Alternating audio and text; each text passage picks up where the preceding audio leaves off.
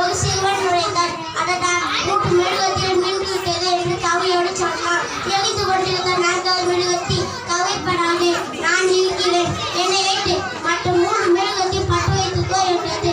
உடனே அந்த சிறுவன் எரிந்து கொண்டிருந்த 4வது மெழுகுவர்த்தியை பார்த்து உன் பெயர் என்ன என்று கேட்டான். அதன் பெயர் எல்லாருக்கும் நீங்கள் நினைக்கிறீர்கள், பேரநம்பிக்கை என்பது.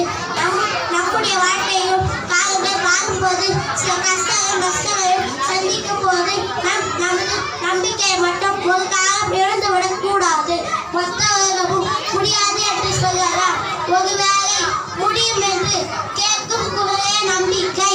உன்னை நம்பு, உலகை வெல்லு. உன்னை நம்பு.